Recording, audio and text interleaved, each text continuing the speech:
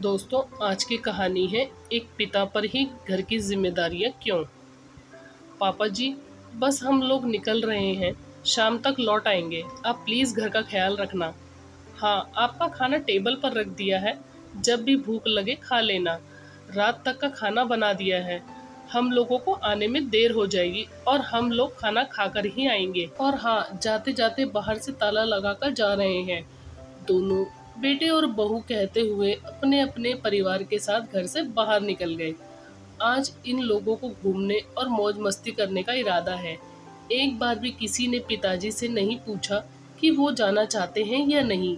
वे खिड़की के पास चलकर गए और खिड़की से नीचे देखा तो दोनों अपनी कार में बच्चों के साथ बैठकर चले गए। उसके बाद उदास मन से डाइनिंग टेबल पर आए और वहाँ कैसरोल में 4 रोटियां और पतली सी दाल और एक प्लेट में थोड़ा सा सलाद रखा हुआ था।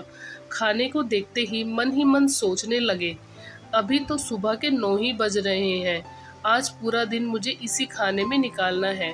रात को भी खाना नहीं मिलेगा, इतने में मेरा पेट कैसे भरेगा। पिछली बार भी बहू इतना सा ही खाना बनाकर गई थी। एक लंबी गहरी सांस लेकर अपने कमरे की तरफ आए। कमरे में अपनी पत्नी की तस्वीर देखकर आंखों में आंसू आ गए। एक वो भी थी जो मुझे कभी भूखा नहीं रहने देती थी, पर आज उसके जाने के बाद तो सचमुच पेट भर खाने को भी तरस गया हूँ। सोचा था कि रिटायर होने के बाद परिवार वालों के साथ खूब घूमूंगा फिरूंगा।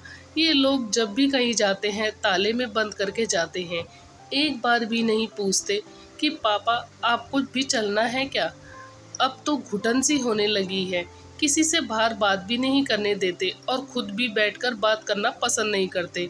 आजकल पता नहीं दोस्तों के भी फ़ोन नहीं आते और ना ही उनका फ़ोन लगता है। अपने घर का चौकीदार बनाकर रख दिया है मुझे। अभी मेरे हाथ पैर चल रहे हैं तब मेरी कदर नहीं है, तो जिस दिन बिस्तर पकड़ लूँगा तब तो वो मुझे पूछेंगे भी नहीं। किसी न किसी फैसले पर पहुंचना बहुत ज़रूरी हो चुका है। अभी लोकेश जी मन ही मन सोच रहे थे कि उनके फ़ोन पर एक अननोन नंबर से फ़ोन आया। जब फ़ोन उठाया तो दूसरी तरफ उनके दोस्त सतीश जी बोल रहे थे, और लोकेश कैसा है, कितने दिनों बाद तेरा फ़ोन लगा है। अरे सतीश, आज इतने दिनों बाद तुझे मेरी याद कैसे आई। भाई, ये पूछने के लिए कि कब तक भाभी के जाने का गम मनाएगा। कुछ आगे का सोचा भी है कि नहीं। मतलब ये कि इस बार हम सारे दोस्त मिलकर रामेश्वरम घूमने जा रहे हैं। तू भी चलेगा इस बार। पिछले 2 बार भी तुम मना कर चुके हो। मैंने मना किया कब? अरे, पिछली बार शिरडी साईं यात्रा पर गए थे और उससे पहले भी हरिद्वार गए थे। तेरे फ़ोन पर फ़ोन लगाओ तो लगता नहीं है। फिर तेरे बेटों को फ़ोन लगाया, तब तेरे बेटों ने कहा कि पिताजी मना कर रहे हैं। अब माँ के बगैर उनका कहीं मन नहीं लगता। इस बार मैंने किसी और नंबर से फ़ोन लगाया तुझे। कमाल है, ये नंबर तो लग गया। सुनकर लोकेश जी हैरान रह गए। उन्हें तो बिल्कुल पता ही नहीं था कि उनके बेटों ने उन तक बात पहुंचाई ही नहीं। और फिर उनका मोबाइल। अरे क्या हुआ, जवाब तो दे। अरे हाँ, इस बार ज़रूर जाऊँगा।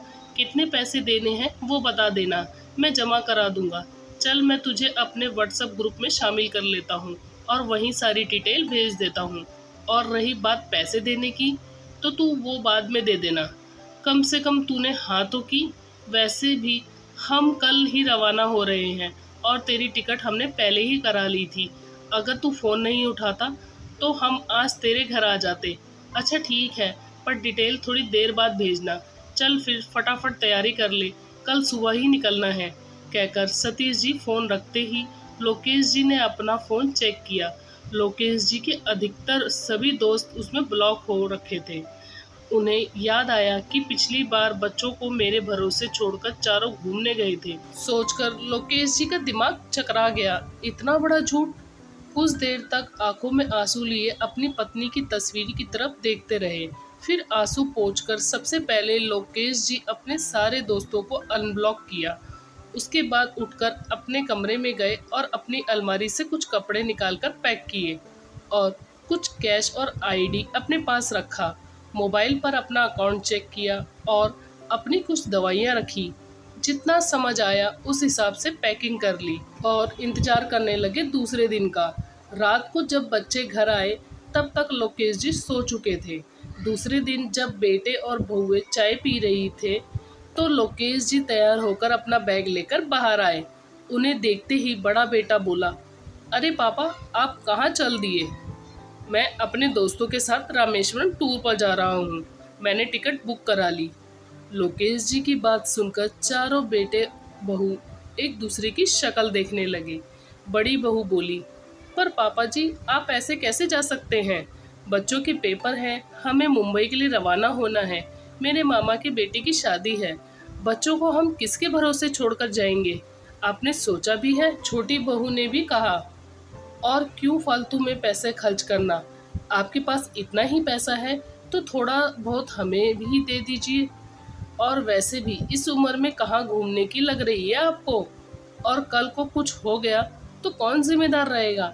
इसलिए अपना सामान वापस कमरे में रख दीजिए। मुझे ऑर्डर देने वाली तुम होती कौन हो? तुम लोगों ने मुझे अपने घर का चौकीदार समझ रखा है, जो अपने बच्चों को मेरे भरोसे छोड़कर चले जाते हो। तुम लोगों की हिम्मत कैसी हो गई मेरे मोबाइल में मेरे दोस्तों को ब्लॉक करने की? पापा, वो आपको कोई डिस्टर्ब ना करे इसलिए ब्लॉक किया था। अच्छा, मेरे आराम का इतना ही ख्याल है तो अपने बच्चों को खुद संभालो। और रही बात घूमने फिरने और खर्चों की, तो वो मैं अपने खुद के पैसों से जा रहा हूँ, किसी को बताने की जरूरत नहीं है, कहकर लोकेश जी वहाँ से रवाना हो गए। बेटे और बहू कुछ ना कह सके। दोस्तों, आपको ये कहानी कैसी लगी हमें कमेंट करके ज़रूर बताएं।